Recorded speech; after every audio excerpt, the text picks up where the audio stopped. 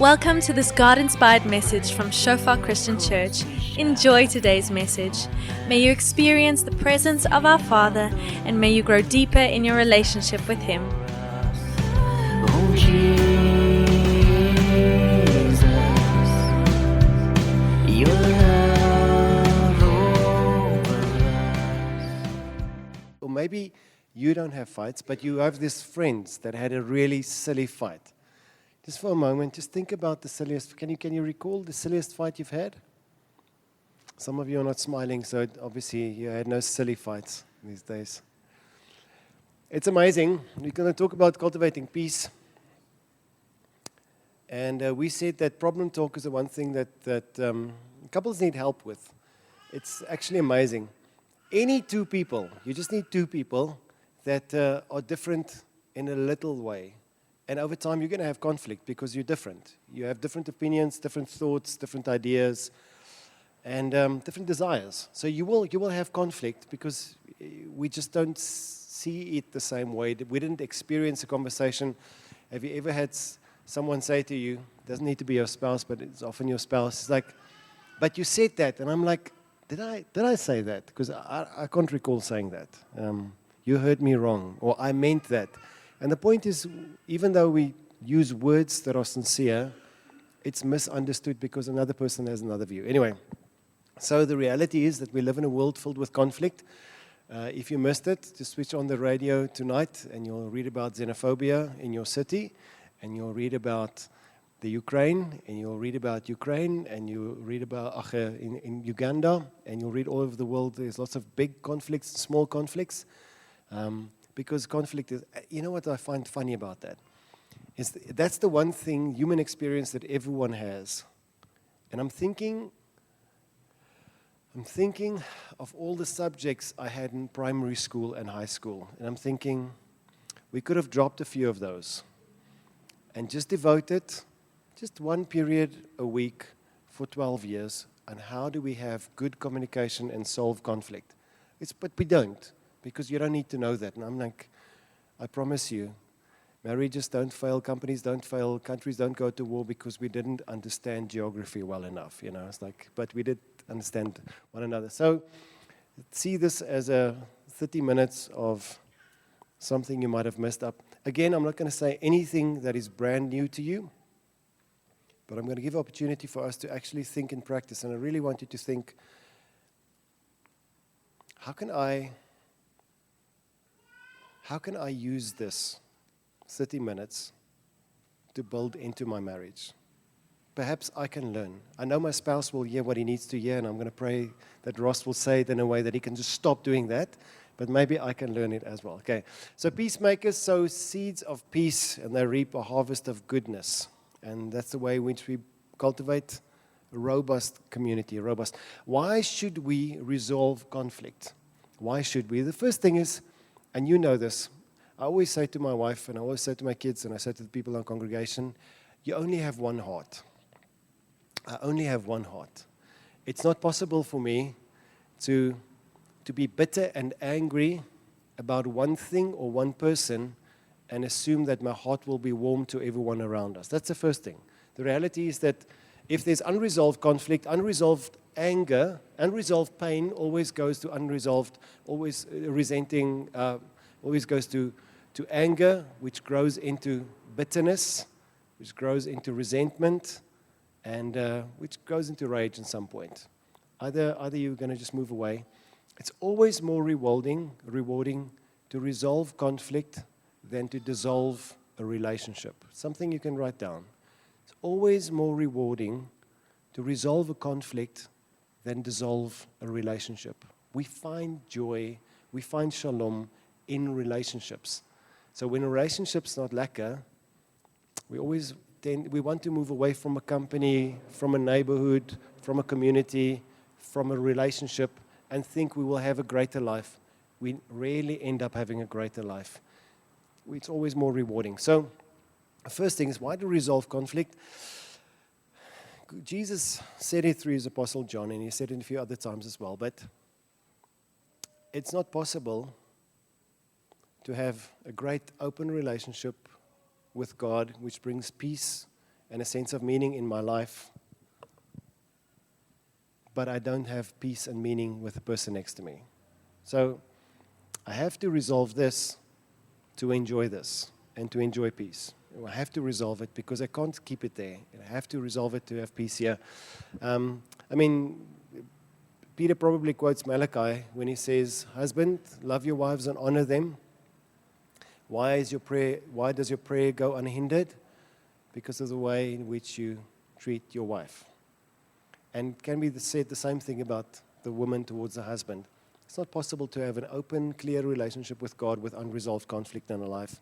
Sort it out. And it also just blocks your joy. Jesus said, what's the point?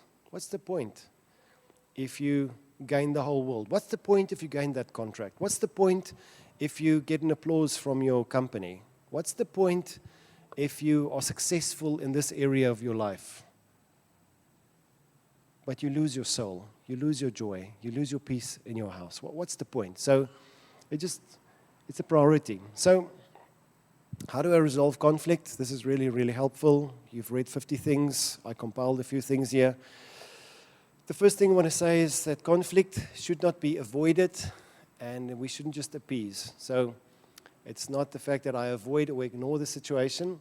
It is true that there are seasons in your life where you live with the tension of unresolved conflict, of an unresolved situation, but you can still maintain peace with your wife, a maturity to say, we really don't see. It's possible to not see eye to eye with about everything, but still walk hand in hand with someone. So it's a beautiful metaphor. It's possible that we don't agree about everything and yet hold hand in hand. So you can make peace without solving every difference, without bringing conclusion to every difference. So the goal is we aim for reconciliation. So I own my part. I listen for perspective. I confront the problem in love, not confront my love, who is the problem. Confront the problem in love. And I aim for reconciliation. Julle sal moet smile elke nou en dan. Hierdie is ernstig. This is serious. I'm going to make a few jokes. You're not going to laugh because this is serious stuff. But you have to smile. Okay. It's lekker. For those of you not making notes, you don't have to make notes. This is not new stuff. Just don't say to your wife, if your wife is the only one making notes at the moment, just know that she's going to make the notes that she wants you to remember. So I'm just saying. Anyway. Own my part. On 2 occasions, I'm going to read all the text there. You can see the text there. On 2 occasions, Jesus said, listen, guys, this is a priority. When it comes to conflict, when it comes to a situation that must be resolved, if there's a break in a relationship, a break of trust, or just a break in a relationship, the first thing that you must acknowledge is that you must take the responsibility of making peace. I wanted to ask you the session by asking you, the couple, who's the one in your couple that is the one firstly to make the move to make peace? You know, I know. Say, en ons verhouding is dit ek. Ek is die ene wat dit eerste doen. The point is, there will be no peace unless someone is a peacemaker. Jesus said, blessed are those who make peace, because you're exactly like my dad. You're like my father. And it's something that you do, and there's a blessing. It says that there's a way in which God rewards a life that makes peace. That's where he starts it.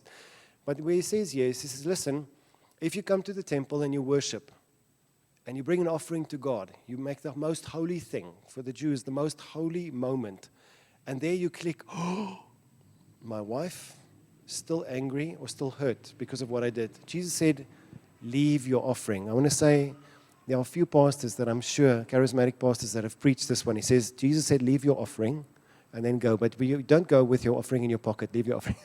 It's a bad joke. Anyway. But he says, leave. Los alles net so.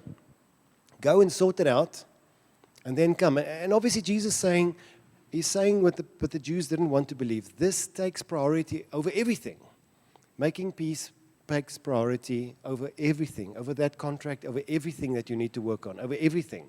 It's something that you must do. It's something that you must own. Take the responsibility upon yourself to walk and make peace. It's just to start and make peace. It's something you do. Another place, Jesus said, if your brother has something against you, or if you have something against your brother, go and forgive him. On the other side, he said, if your brother has something against you, then go and sort it out. But don't leave it. The point is, the first thing is just it's a responsibility. You have to own your responsibility to do that. And the second thing that we have to own up to, and Jesus is this joke of Matthew chapter 5. So it's up for the Jews. So, humor is contextual. It's what's funny for an Indian person is not funny for a South African necessarily, except that Indian people generally have mannerisms which are very amusing, and the whole Italian people have their thing. So we have something that's funny for us, that's for me. And for the Jews, the way in which they made jokes, Jesus taught in that way frequently, was hyperbole, so exaggerate, big, and secondly, sarcasm. So this is one of Jesus' classic ones. A few times he does this. In Matthew chapter 5, he's just making jokes and saying, guys, this is the truth of the Bible. This is God's truth here. And he's saying, imagine you and your wife have a difference. Jesus is saying, if you walk to your wife to point out a small blind spot in the way in which she sees something, a small speck, a small blind spot, and you walk in from your perspective and you simply just want to help your wife to see the situation right. Jesus says, will you please just take out the pole from your eye? Because wherever she says, but you have a blind spot. But you go like, I don't have a blind spot. And every time because there's this massive pole, telephone pole sticking out your eye. Jesus is saying, when you solve a conflict, when you do something in a relationship, become aware, ask help, but become aware that perhaps you yourself have a massive blind spot, but because it's a blind spot, you can't see it yourself. So have the humility to receive input from others, to recognize that you own it. And so Jesus' point here is, before you go and resolve a conflict, you own the responsibility of actually, I'm going to make peace here, because this is not good for me to live in peace, to not live in peace, so I'm going to make peace. It's blessed are those who make peace, and I'm going to have the good life. And secondly, he's saying, own up to the fact that perhaps, miskin, I also contribute to this conflict. I also played a role in how this escalated. I also played a role in the breaking of this relationship. It wasn't a one-side thing. So we go with humility, he's saying. You go with humility that I also have. Do you want to tell me about my pole before I help you get out your speck? We can help one another, yeah? And it's humility. And we don't like this. I know we know this, but we don't like this. We don't like the fact. So there are two reasons, typically, biblically speaking, that contributes to conflict in a relationship. The first one is, the next slide, please, Philip. Thanks for helping me, Phil. Is the concept. So there's two versions of pride, of self-centeredness. He says, what causes the quarrels and the fights among us? Don't they come from our evil desires that wage war within us? It's the fact that my selfish desire. You're probably sitting here, making notes mentally or physically, thinking, how can this session help me? Which is why you came. You are driven by your own desires, by your own needs, and it's good and it's right. But that's where we start.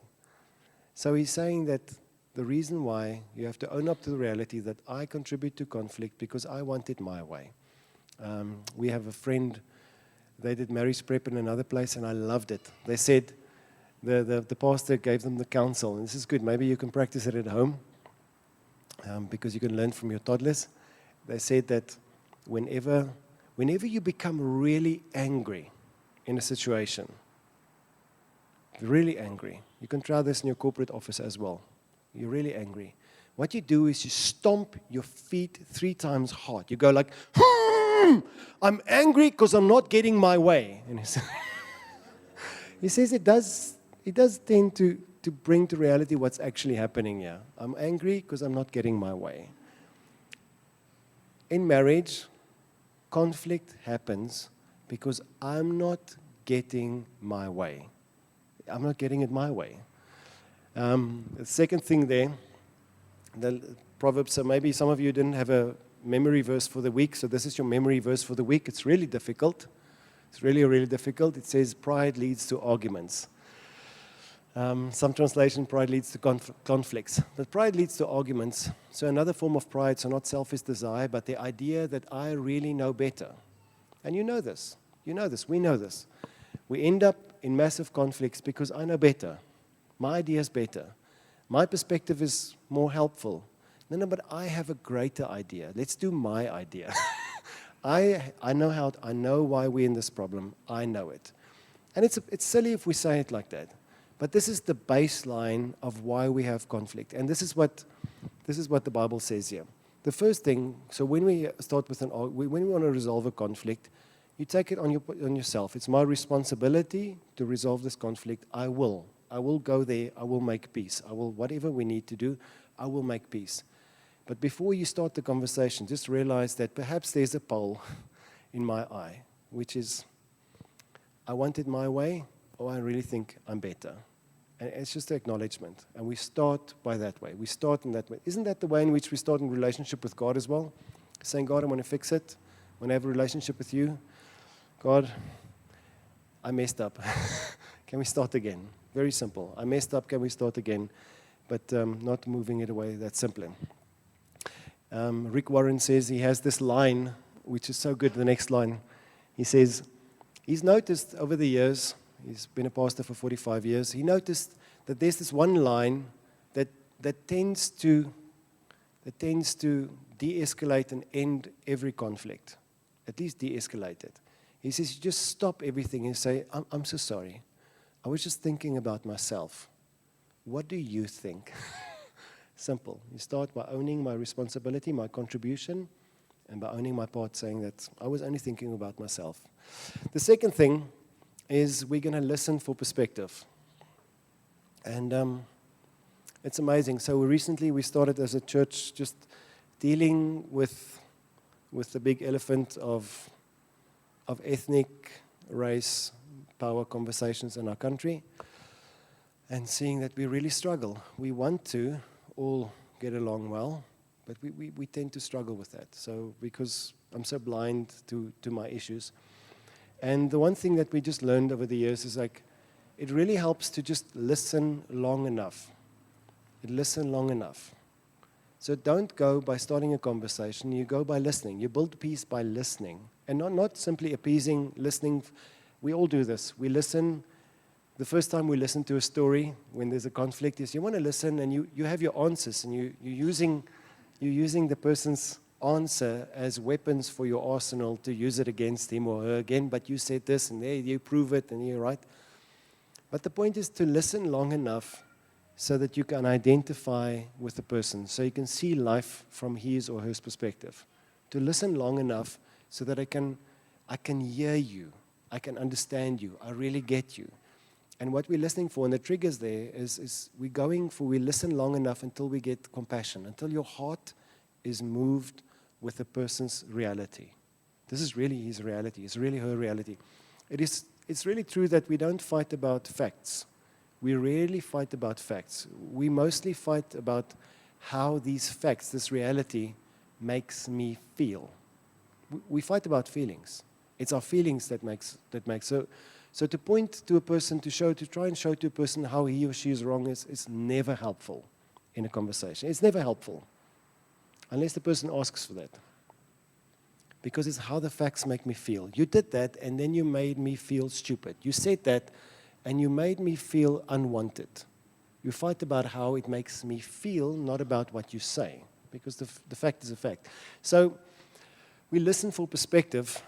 All be quick to listen. The Bible says slow to speak and slow to anger. A friend of mine always said that whenever he deals with conflict, he says, it helps him his face reminds him that God intends him to observe and listen twice as much as he speaks.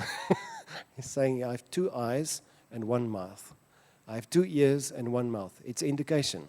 I should listen more than I speak. And it's a good start. It's really a good start. Philippians, don't look out only for your own interests, but take interest in the others. You must have the same attitude that Christ Jesus had. The word scopa there is the word from which we get telescope and microscope, to focus on, to zone on, to get a lens eye view. And he's saying that we should listen until we get the perspective of the other. Dis regtig oor 'n gevoel. It's really about moving with compassion. We build peace when I can identify, when the other person feels listened to. We listen our way in unity. We listen our way into reconciliation. The person must feel dignified and honored, valued. We listen until the person sees that I really see you, I really get you, I get where you come from, I understand that. And even after that, I've noticed, even after that, if we still don't agree on the way forward, the tension is resolved because the person feels dignified. It's possible in a marriage, Margriet and myself has one or two things that we really don't, I trip over every time. I trip over it. Ek val oor daai ene. And then after a while, I just figured out that I really don't see what she sees. I really don't see what she sees. But I can really see how this makes her feel. I can see it really makes her feel that way. So it's not whether I'm right or wrong. It's not whether I'm better or not. The point is, I don't want it to feel like that. So therefore, I will move away. I don't say she's right, but I'll move away from it quite simply because I can see what it does for her. And when I don't do that, then the intimacy is gone in our marriage. It's just gone. So we listen our way into unity. And just on that point, in our rush life, this will take time. This will take time. In moments when we live hurried, we have more conflict. Some people say that, one person said that sin is, hurry is not of the devil, hurry is the devil. And what he was trying to say is, he's saying, it produces the same thing. Hurry is sin. It produces the same as sin. It breaks up a relationship, it erodes your peace, and it makes us fall into temptations because we don't have the time to consider what's valuable. It's the same stuff. But it does the same for relationships. If we don't have time to sit and to listen to one another, just to be with one another, to get one another's perspective, it will end up into moments of breaking in marriage, moments of disconnection. The third thing, we're going to practice it now, but the third thing is we confront the problem in love. And I want to say this in the most plain way. If Margriet and I have a sex problem, it's not helpful to fight with Margriet about our sex problem, because that will not lead to more sex. What is helpful is if Margriet and myself confront the problem of a breakdown in intimacy together, and we resolve the problem of breakdown in intimacy together. It will lead to sex. So fighting with your spouse about the problem is not helpful. We don't confront the spouse, we confront the problem. It sounds technical, but it's really simple. With the two of us talk about this thing which has caused a break in connection, whatever this thing is, whether it's money, whether it's time, whether it's children, whether it's your skoonma, whatever. The two of us talk about this thing that caused the breakdown in a relationship. And the point is, we talk about the thing which causes a breakdown. It's a perspective. It's a really simple perspective. But we have to confront the problem. We have to talk about the problem, but we don't talk to the enemy is not the person. And how we do that, I've noticed over the years, yes, ek klink mos soos 'n ou mens. Anyway, but I've noticed it's not conflict that end relationships. It's how people fight that end relationships. And it makes me incredibly angry. I have situations in our church at the moment which just makes me really angry. Because if you fight with your spouse, we're all going to fight at some point. And fighting is good because fighting is the way in which I become aware of pain that I cause. It's feedback. I cause pain.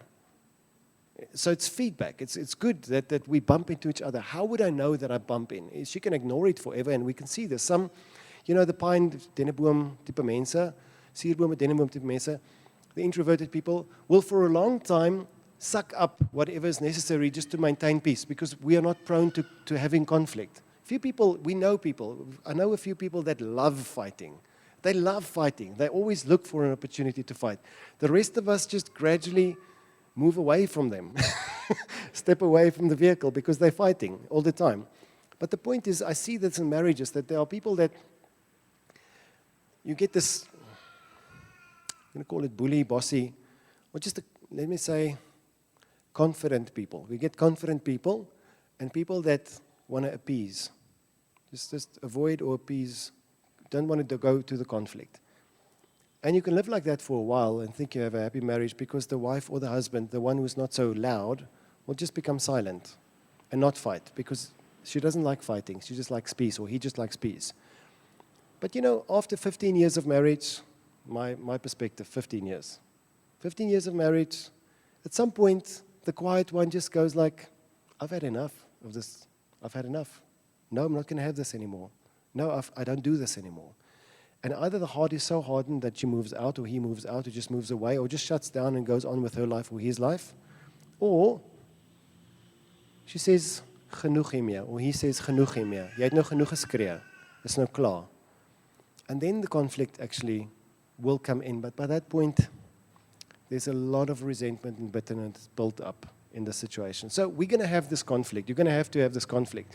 But what I find, this is what I wanted to say. What I find is not the fact that we have conflict that ends it. It's how we have conflict.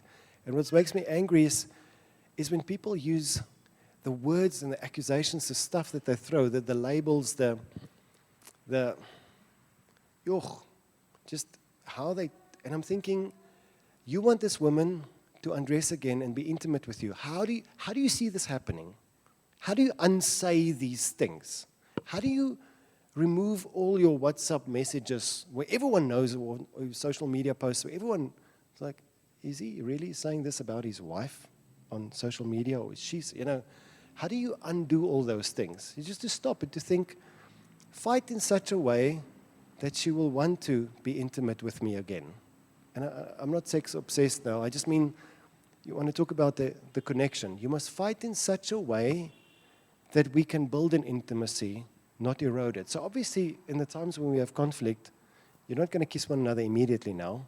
However, at the end of every fight, there must be verzoening, like kissing one another again, just to go, we tight here, ne? Even if it's like a, it's like, anyway, but the point is, so some people make cutting remarks, but the words of the wise bring healing. I have a friend who just say that, no, he's done with this. So he's also gunning for robust community. And it's like, nee man, ons kan nie so tiptoe oor mekaar nie. I just say it like it is. And I'm like, there's a way to say it like it is that will not build unity, but will actually separate people. There's a way of fighting which actually causes damage. There's a way of confronting which actually hurts the heart and makes people shut up like a clam because I don't want you to hurt me and I don't want to be disrespected. That's actually the key.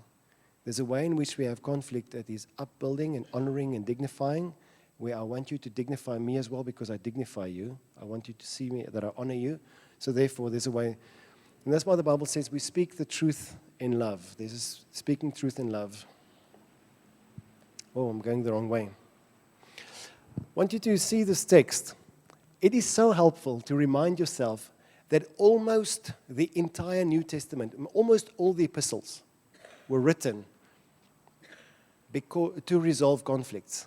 It's helpful, eh? All the epistles were written to resolve conflict in a local congregation. So it's not as though maybe we are bad Christians, but at least they were bad Christians as well. Sometimes we think about the early church and like, ooh, it's amazing. And then you read texts like, will you please stop sleeping with your mother? In Corinthians, and you read like, can those who steal please stop stealing? I'm like, wow. Okay, so we're not that bad. Okay, so it's good, né? So it's a word for someone here today. Stop stealing, pay your tax. Anyway, but it is saying all of the New Testament were written to resolve conflicts. It's really helpful. So we find a lot of helpful things in here. And the one thing there that in the next slide, thanks Philip, that Paul, so you can take any of the text, Ephesians, Colossians, all of them, Philippians, chapter 3 talks about please help these two women resolve their conflict, probably elders, it's like big things. But this is one thing that he does here in, I think, Colossians, which is extremely helpful. He's telling the church, how do we resolve, he starts with how do we resolve temptation, and then he says, so now that you have two different parties in the church, how do we resolve conflict here? This is his aim. And then he talks about setting your heart on things above, setting your mind on things above, not on things below. But then eventually, verse 8, he talks about removing what we call weapons of mass destructions. When I was young, I couldn't pronounce an R or a S. So when the kids asked me, what's your name? I said, Hoth. Hoth. And like, what? It's like Hoth. And my mom was a pre-primary teacher, so she was a teacher. So I would walk to my mom and say, Ma, sê vir die stupid mense wat's my naam. Hoth. Anyway, mass instruction. So it still slips out every now and then. Yeah.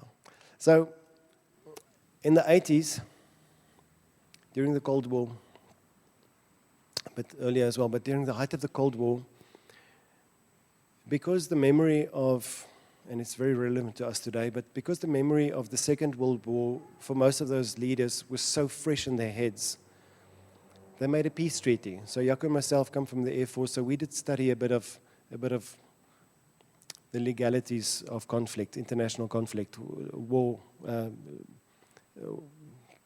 What do we call it, Jaco? Anyway, international combat war. Anyway, but it's amazing. They made a peace treaty to say that, listen, so even though we know our countries are at war, and we are aware that we're doing lots of espionage and stuff and bad stuff, we must agree that we will not, MAD, that we will not have mutually agreed destruction conflict. We will not press that red button that sends those nukes out of the subs. So we're going to fight in such a way that we don't destroy everything. That's the agreement. So we don't have weapons of mass destruction. We will not have that. If they could do it, two pagan nations, I'm sure we can do it in a marriage. So when we have conflict, before we have conflict, if you sit down to have this peace conference with your spouse regularly, just agree. Says, listen, Meatloaf, I will do anything for love, but I won't do that. It's like, we won't do that. We will not do the weapons of mass destructions. And this is what Paul does. He says, listen, if you have conflict, put away these things from you. Firstly, put away anger. Let there be no anger coming from your mouth. Don't just calm down and be at peace and talk calmly. Don't let wrath come from your mouth. Don't let anger come from your mouth. He says, don't let malice. Malice means I will do and say stuff. The goal is to hurt you. So we always say in rugby, you play the ball, not the person. Play the ball, not the person. It doesn't happen, but we all know what we want happening. So at home, stay with the problem. Don't say hurtful things to put your spouse on a setback or to let her close up. Slander. We don't. Yeah, look at it. When I'm Magriet, yes, it's amazing. So when my people at work meet me, Magriet's work at the hospital, they think I walk on water. They think I float. They think it's amazing how they talk to me. And like, wow. And I'm like, weird. But that's the view that Magriet portrays of me. When she talks of me, and I mess up. I do stupid things. But the point is, from her colleague's perspective and from her friend's perspective, I am absolutely amazing. I'm really amazing. Even though we have ups and downs, the people in her life really, really think that I'm amazing. And it's not as though she has friends that know everything. I mean, we go to them. We go to them when we have problems. We sit down with them, we say, listen, can you help us here? You're not counselors. Can you just pray with us? Can you just help us? Let this moment be a moment of connection because we're struggling. So, but the point is, she does not do slander. She doesn't talk bad things about me elsewhere, because when you do that, it doesn't just shape your reality. Because imagine now we kiss and make up and everything's amazing. All her friends still thinks I'm evil. All her friends still thinks that I'm bad influence to her. Although she's made up, there's these secondary offenses with me that is running out there. Anyway, take away obscene talk, take away slander. Obscene talk is just swear words. For God's sake, I mean this really, for God's sake, take away obscene talk from your mouth. Do not fight with swearing and saying dirty things. How do you expect to be intimate with the other one, with a heart being drawn to you, when there's a habit of speaking obscene things? This was written to the church. That's why I'm confidently saying it to the church, because it's probably in here you were at some point unsaved, and we are still growing holy. But take away this for the sake of unity. So fight in such a way, and don't lie. He just adds that as an afterthought. And then he says, so what do we do? How do we build unity? It's that compassionate hearts, and that's what I said in the beginning. Listen long enough that you can identify with this person. Listen long enough until you moved on the inside with this person's reality, what he thinks, what she thinks. Set aside your ideas. Do what Jesus did. Don't just think about yourself, but have the interest, have this perspective of the other at heart. Listen long enough to be moved in your heart to this person. Kindness, so that you actually want to do good to them. Humility, so that you don't think your needs are the paramount and the most important one. What did we say? Pride leads to arguments. Humility leads to it's just connection. I didn't think through that one. It's beautiful. Meekness and patience, bearing with one another, and if anyone has a complaint, forgiving with one another from the heart, even as the Lord has forgiven you. I'm not going to stop there. But that's the thing. No foul language, no abusive language, Paul says again in Ephesians, because the church apparently has always had this problem, that when we get angry, we do what the world does. He's saying this in a context of conflict, because he said before this, he said, let not the sun go down in your anger. Ephesians chapter 4. Philip, thanks. Next slide. Ephesians chapter 4. Let not the sun go down in your anger. And then he says, when you have conflict, I want you to read what it says here. He says, don't use any foul or abusive language. Let everything you say be helpful, so that it will bring what? An environment of encouragement to those who will hear them. So in your conflict, Paul is saying, fight in such a way that it's uplifting, that we build each other up towards a point of unity. Fight in such a way. So it says, have the conflict. It doesn't say conflict is bad. He's saying, just don't let the sun go down on your conflict. Make it a priority, an urgency to solve this thing. But fight in such a way that it can actually help and build one another up. And then, this is the slogan again of, I think it's Rick Warren, fix the problem, not the blame. In your conflict, fix the problem, don't fix the blame. Don't put the blame on someone. Just fight to fix the problem rather than the blame. Don't give someone the fault. Solve the problem for God's sake. And then the last one. Aim for reconciliation and not resolve. Ek het nou te lank gepraat. Aim for reconciliation, not resolve. He's saying it's possible to see eye to eye, to walk hand in hand with someone without seeing eye to eye with the person. It's possible. It's possible to live with the differences in perspective and opinion. It's possible. It's possible for us to not agree.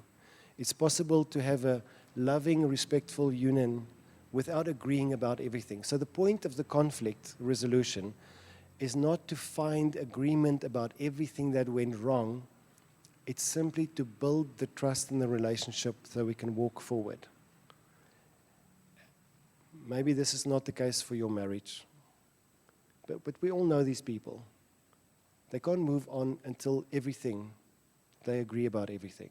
They can't move on until we agree. So we're stuck in the past somewhere, and we can't move beyond that. So it is possible to actually build a reconciliation, to build trust again without fixing everything. And let that be the goal. Let it not be the goal to talk about everything that went wrong. Just how can we move forward? How can we build forward? I want to close just with this, the practical discussion. It's very quiet in here now. I want us to practice this.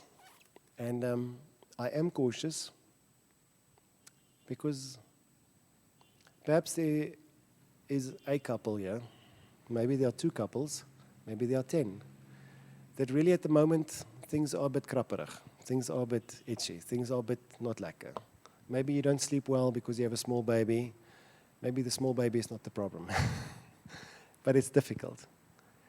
I'm going to ask you to throw one another a softball. You know what I mean? Don't gun for a big thing now.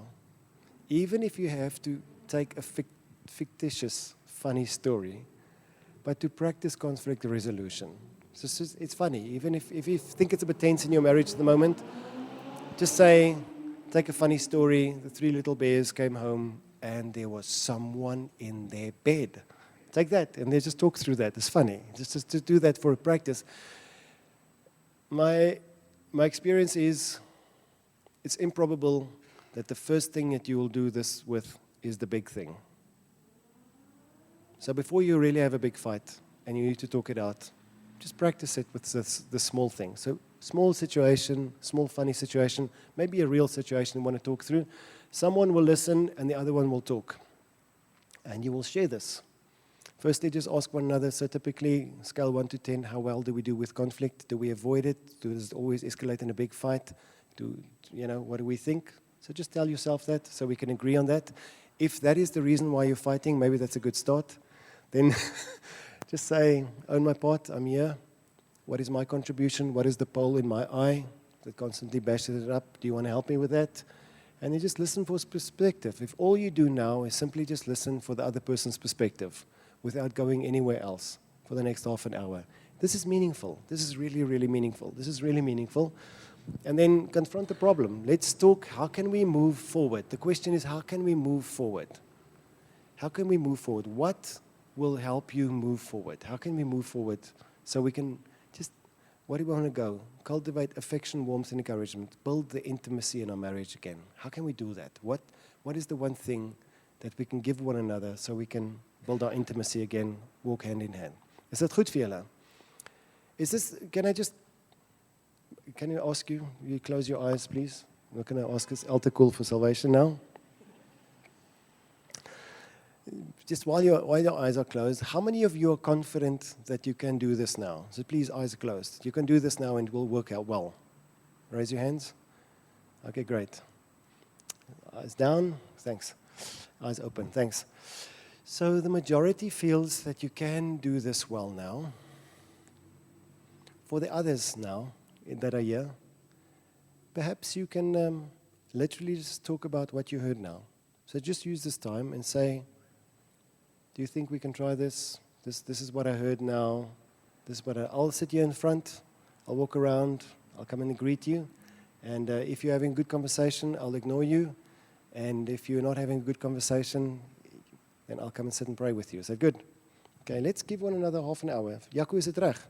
Is dit half uur goed genoeg? Okay, let's take half an hour. So probably only one of you will be the talker and one will be the listener. Okay, is that good? Okay. There's a slide. There's the homework.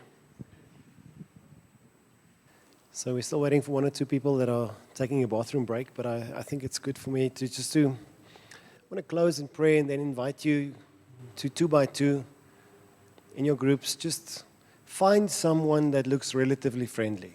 Okay, so you must find someone that you look at them and you think, I don't think they're going to judge me. Like, you must find someone like that. So you must look like someone like that now. And I want to invite you just to take your piece of paper and to be vulnerable, to say, I think this is what we dream. And obviously, you did this quickly. So no one will judge you because your dream doesn't look amazing. But just take actually more what's on your heart than the paper and just say, guys, this is what we think at the moment, our first initial quick introduction. This is what we think. This is what we dream. And I want the other couple to receive that and simply just to listen, to give it time to share theirs. And I want you just to pray for what they dream. Just to pray, to trust God for that. And if you know each other well or you feel safe, you're welcome to say, when you pray for me, you can also pray that we'll be better at this one thing. But just pray a blessing. Mostly just pray a blessing over the other couple, that which you desire for yourself. Lastly, you saw on the slide there's something about feasts up there. Biblically, feasts are embodied hope. So when you think about the Feast of Tabernacles, the Feast of Lights, the Feast of Harvests, it is the feast that embodies that which the good life is. God is dwelling with us forever. Feast of Tabernacles. God is with us as a source of life and hope with us forever.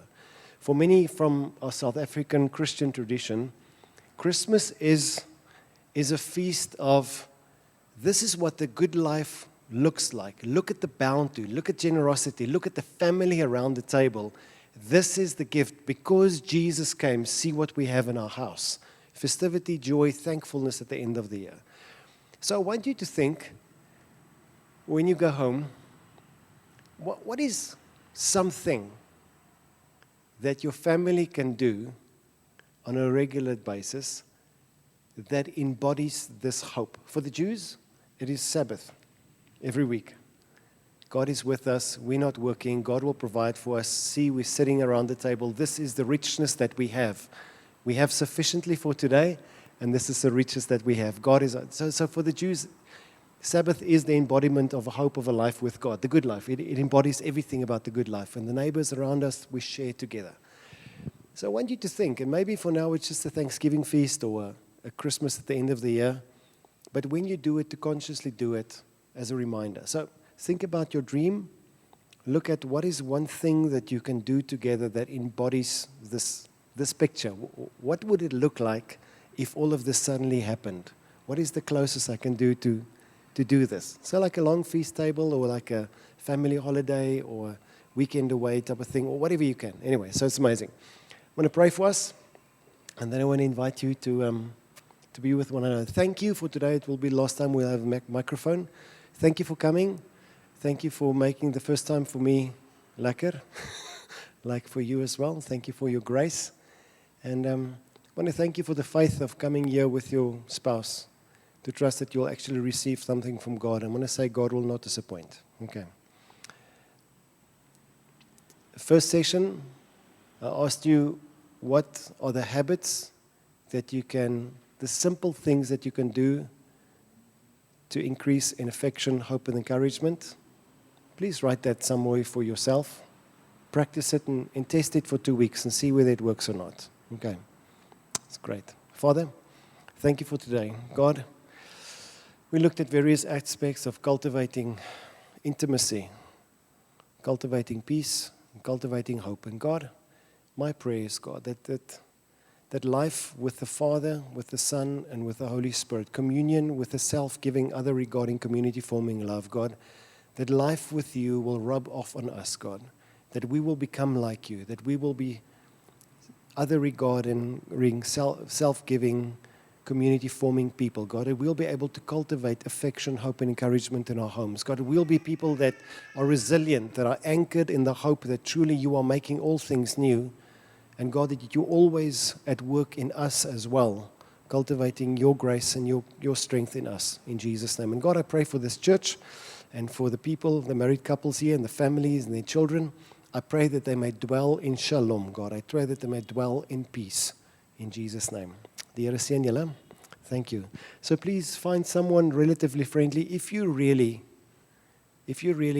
can't talk with someone.